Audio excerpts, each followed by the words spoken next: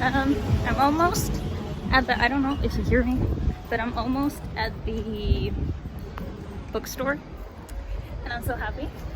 And I just got accepted into uni, so I'm extra excited. So I'm just gonna buy books. And am I gonna buy more than I wanted to buy? I don't know. I don't know yet. I don't know. We'll see.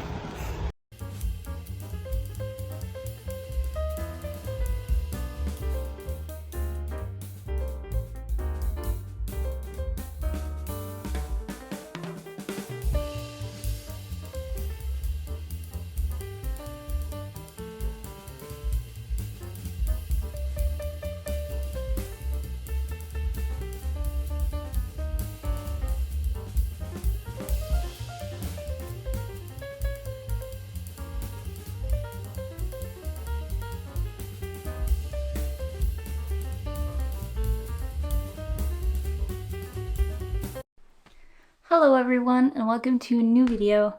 Today's video is another reading vlog, and in this reading vlog we're going to be reading Ali Hazelwood books. So we've got The Love Hypothesis, Love on the Brain, and Love Theoretically.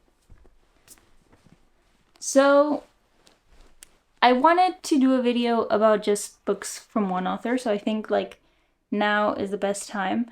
And I was thinking about reading the novellas, but I didn't buy that book, so I'm not gonna. Let's just start with The Love Hypothesis.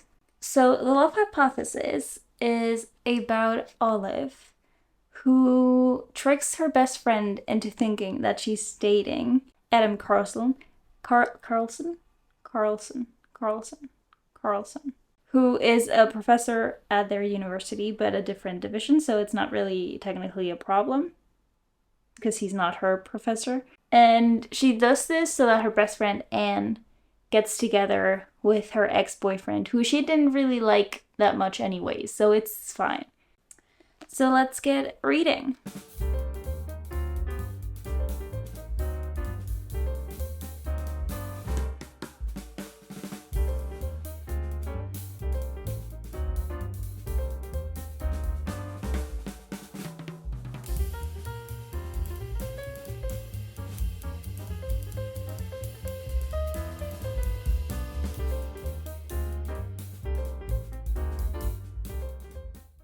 I'm back. I'm wearing the same outfit because I already filmed everything. I already read every book. I didn't film this part, so. I liked The Love Hypothesis. It was a 3-star read. I have nothing against it. I think it was nice. I did have issues with it though. And those would be spoilers, so I won't say anything about that. But there were some representation things that were a bit icky, and just some sentences that I didn't understand that, so that made me a bit uncomfortable. But other than that, it was fine. The characters were okay.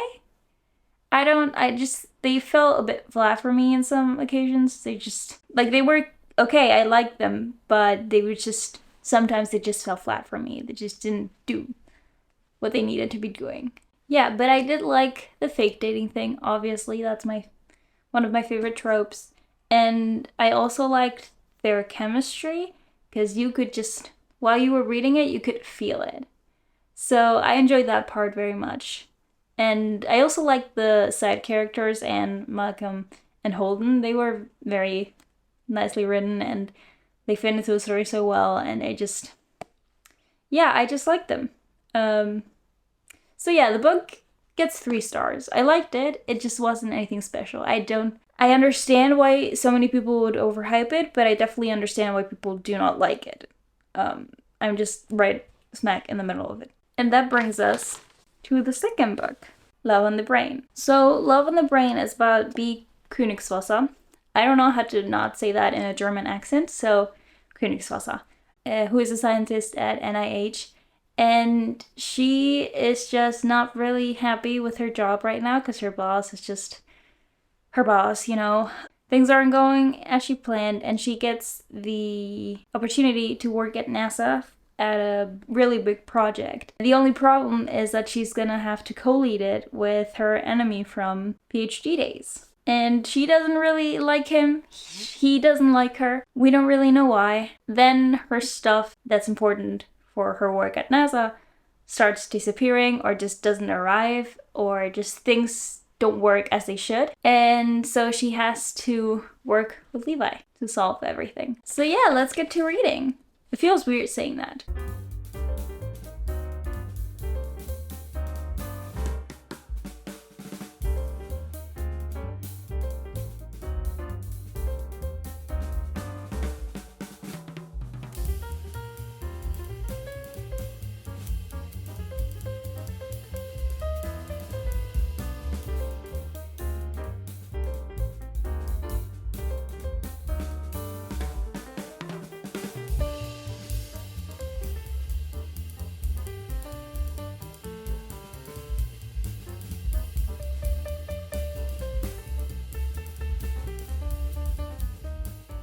Okay, so I like this book not a lot more. I like this book more than The Love Hypothesis. I can say that with so much certainty. I give it 3.5 stars. It was better written. The characters felt more like characters than Olive and Adam, but they were the same character, basically.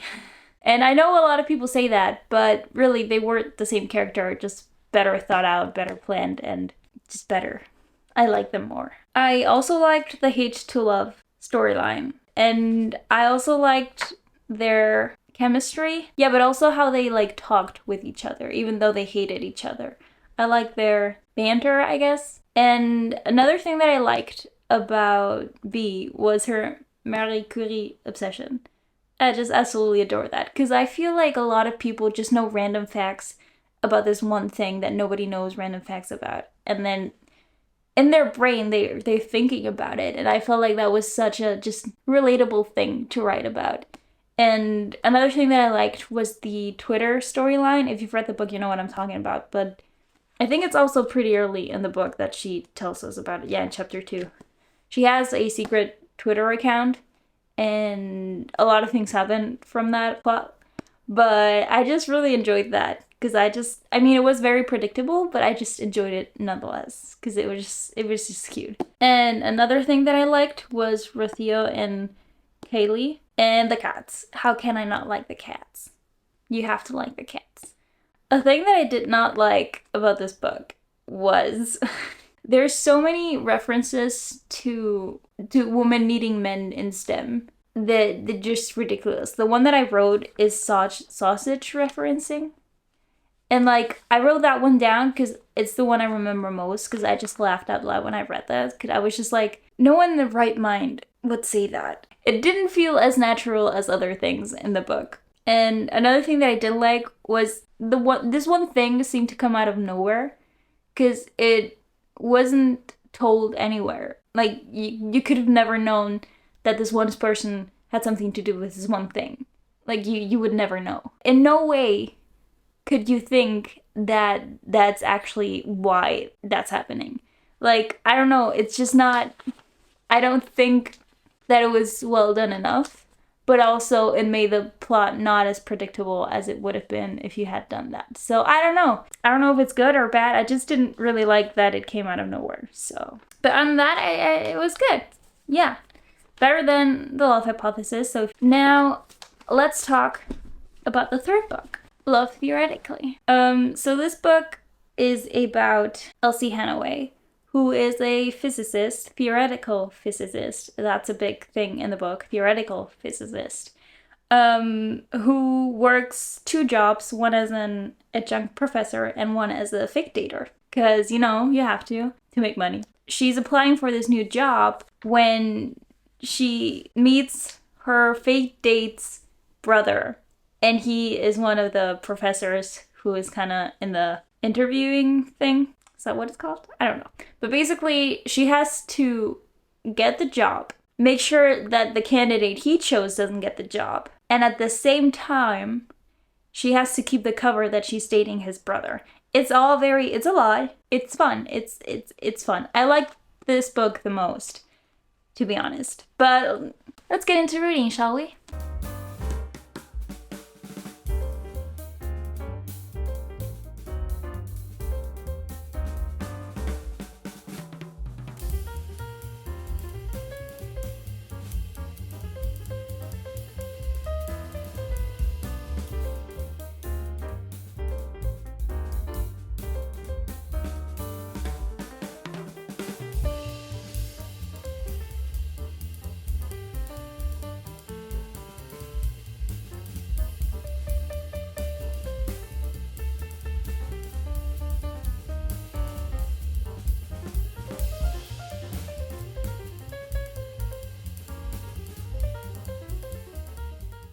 Now that I've read it, I have to say that I like this book the most. It was definitely better than the other ones. Maybe it has something to do with I understand physics. And so I think I connected more to Elsie than with the other girls. And also, Elsie felt a lot more natural than Bee and Olive. I don't know why, but it just felt more natural. And what I liked about this book was, again, the hate to love. And I also loved the diabetes storyline because the main character has diabetes. The fact that there is an ace aromantic person in the book. It did feel like she was trying to make amends from the first book. If you've read it, you probably know which scene I mean. But it just felt nice that she did that and that she kind of acknowledged that part. I also liked the fake dating aspect of it. Because normally when you read fake date, you think that the one she's fake dating is the one she's gonna fall in love with, aka the love hypothesis. But in this one, she doesn't. She falls for his brother. So that's a lot of fun. And the one thing that did piss me off was when she actually met Olive, because they do a cameo and it's the dedication, so it's not a spoiler really. And there's this one sentence that's just, but I doubt Olive is familiar with the concept of fake dating. And that pissed me off a lot, because she knows that Olive fake dates, or fake dated Adam. She wrote it. Why would you write that? Because, no, don't write that. Yeah, other than that, yeah, that's it really. I liked the book. It was nice. I liked the characters way more than the other characters. And I also like that he actually looks different, which is a thing that's coming now. I wrote a little thing more about the books. I'll just get right into it. Okay, so there's the thing where people say that Ali Hazelwood books are a copy of paste of each other. And I have to agree. I have to agree. I don't know how many times I read that she's super tiny and he's super big, and I don't know how many times more I could read that. I just don't want to read that anymore. So that's why I'm not going to read the novellas, because I just can't. I know that they're doing the same thing. I just can't. I don't know how many times they repeated that in the books. I can't read that anymore. So I'm going to take a break from Ali Hazelwood books. Maybe when the new one comes out, because it comes out in October, I think. Maybe then I will read her other book and hope that she doesn't do that. And if not, I'll probably read her other book that's coming out next year and hope that that one doesn't do it. Another thing that's very common in her books is the fact that the female main character always thinks that her love interest hates her. And I just, like, girl, I'm dense. I'm one of the densest people that you'll meet. Like, I've been friends with guys who've been in love with me and I didn't understand it until they told me to my face. So, like, I understand you not knowing that someone likes you. But do you, Ali, have to write every single character like that? Because I don't think that every single character is as dense as me. So, I just, yeah, I don't know. Maybe a bit of variety could be nice. So, just saying. One thing that I did like, though, was that he falls first and he falls harder. In all of the books. And I like that. I like when he falls first and harder, because it's fun for the girls to see how much has fallen. It's fun for me to see that. So, yeah, and the other thing that I wrote down is that the characters are basically better constructed versions of each other. So, well, the guys are the same. They're not even better constructed or anything. They're the same. They're the same guy all the time. And I also wrote some differences, because, if you write similarities, you have to write some differences. And obviously the one thing that's different in every single book is that they're from different academia points. Like, it's all STEM, but one is obviously in biology, the other is a neuroscientist already, and the other one is a physicist. So they're from different fields. So I like that, because you get a lot of variety for different women in STEM. And those side characters were very different from each other, I feel. I don't think that they were similar to the other. I liked them all. They were all nice. I mean, I enjoyed the parts where they were there. Especially in the Love on the Brain book. I enjoyed the side characters a lot in this book. I gave The Love Hypothesis 3 stars.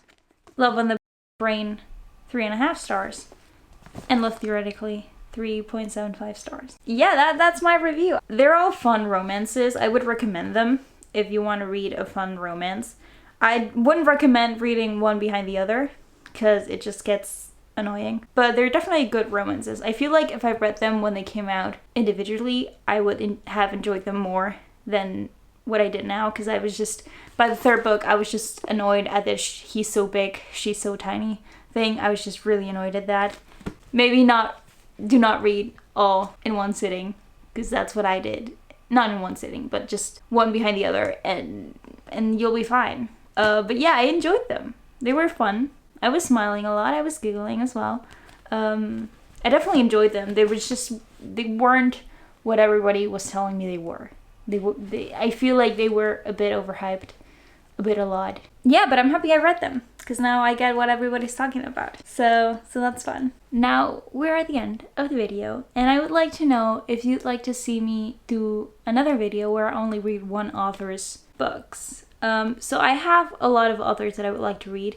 For example, Emily Henry, Beth O'Leary, Olivia Blake, Arif Kwong as well, Kova Elise, TJ Klune. There's a lot of authors that I would like to do videos like this. So please tell me if you want to see videos like this, like reading vlogs like this.